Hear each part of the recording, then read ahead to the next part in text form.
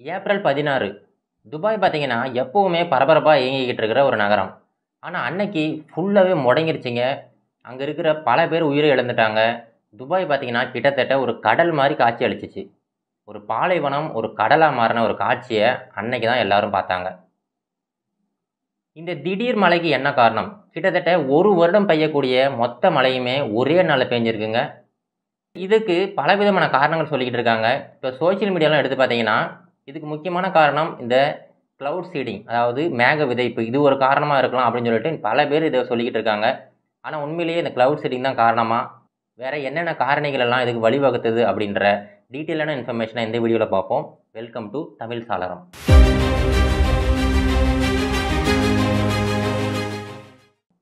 இப்ப முதல்ல மழை உருவாகணும் அப்படின்னா, மழை மேகங்கள் அங்க இருக்கணுங்க. மழை மேகங்கள்லாம் ஒண்ணும் கிடையாது. இந்த நீராவி இருக்கு பார்த்தீங்களா? நீராவி, அப்புறம் தண்ணீர் வந்து ரொம்ப மெல்லிய சின்ன சின்ன துகள்களா இருக்கும். இது எல்லாமே சேர்ந்து ஒரு பெரிய கூட்டமா டிராவல் ஆகிக்கிட்டே இருக்கும்.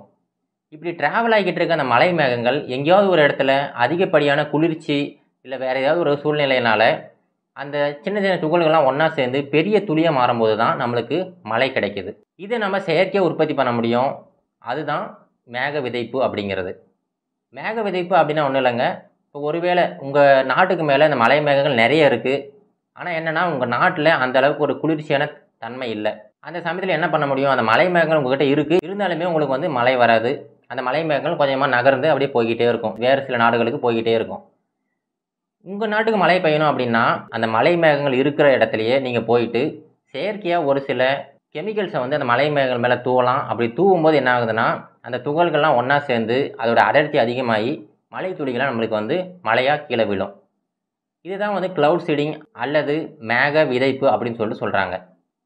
இதற்காக இவங்க வந்து சில்வர் அயோடைட் இத வந்து மேகங்களுக்கு நடுவுல விமானங்கள்ல போயிட்டு அப்படியே தூவி விட்டுருவாங்க. இந்த நடைமுறை துபாய் மாதிரியான நகரங்கள்ல பொதுவா பயன்படுத்திக்கிட்டு இருந்தாங்க தான். ஏன்னா அந்த நகரங்கள்லாம் பார்த்தீங்கன்னா, பொதுவாவே ரொம்பவே சூடா இருக்கிற நகரங்கள். அந்த இடத்துலலாம் மழைப்பொழிவு ரொம்ப கம்மியா இருக்கும். இப்போ யுனைட்டட் அரபு எமிரேட்ஸ் அது வந்து கிட்டத்தட்ட 1971க்கு அப்புறமா தான் இந்த 7 நகரங்கள் சேர்ந்து ஒண்ணா ஒரு கண்ட்ரியா உருவாக்குனாங்க. அந்த யுனைட்டட் அரபு எமிரேட்ஸ்ல இந்த பழக்கம் நார்மலாவே இருந்துகிட்டு வருது. ரொம்ப மழைப்பொழிவு ரொம்ப குறைவா இருந்துச்சுன்னா, அந்த சமயங்கள்ல இந்த மேக விதைப்ப பயன்படுத்தி அவங்க வந்து மழைய பொழிய வைப்பாங்க. ஆனா என்னன்னா, இந்த சமயம் அவங்க அந்த மாரி மேக விதைப்பு எதுவுமே பண்ண கிடையாது. மேக விதைப்பு அப்படிங்கிறது இந்த மழைக்கு காரணமே கிடையாது.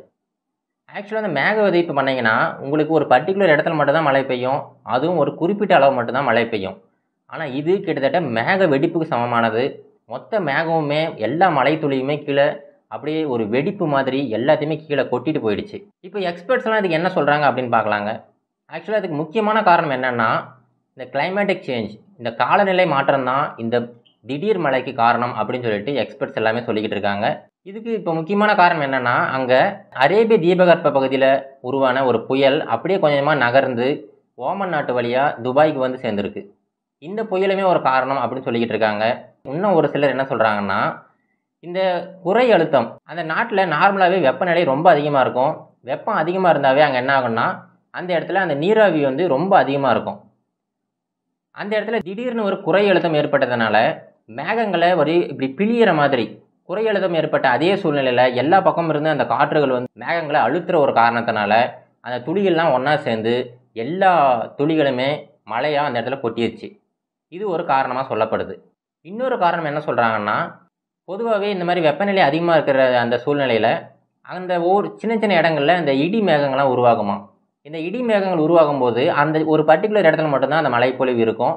ஆனா இந்த சமயம் என்னாச்சுன்னா, இது ஒரு சங்கிலி தொடர் மாதிரி எல்லா இடங்கள்லுமே இடி மேகங்கள் ஒரே சமயத்துல உருவாகியிருக்கு.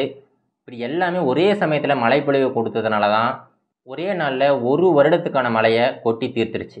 இப்படி பலவிதமான காலநிலை காரணிகள் எல்லாமே ஒண்ணா சேர்ந்து, இந்த பெரும் பேரழிவை ஏற்படுத்தியிருக்கு. இது எல்லாத்துக்குமே அவங்க எல்லாரும் சொல்ற முக்கியமான ஒரு காரணம், காலநிலை மாற்றம் தான். இந்த மாற்றத்துக்கு நாம தான் முக்கியமான காரணம். இது எல்லாத்தையுமே நம்ம இப்பயே தடுக்கலைன்னா, நல்லா யோசிச்சு பாருங்க, ஒரு பாலைவனமே ஒரு கடலா மாறுறதுக்கான ஒரு சூழ்நிலையுமே இருக்கு. அப்போ இப்போ கடலா இருக்கிற, இப்போ நல்லா இருக்கிற இடங்கள் எல்லாமே பாலைவனமா மாறுறதுக்குமே வாய்ப்பு இருக்கு. இது எல்லாத்தையுமே புரிஞ்சுக்கிட்டு மனிதர்கள் நல்லபடியா இயற்கையை வச்சுக்கிட்டாங்கன்னா, இந்த பிரச்சனைகள்லேருந்து நம்ம சுலபமா தப்பிக்கலாம். இதோட இந்த வீடியோ முடிச்சுக்கலாங்க. மீண்டும் ஒரு நல்ல இன்ஃபர்மேஷனை உங்களை சந்திக்கிறேன். நன்றி, வணக்கம்.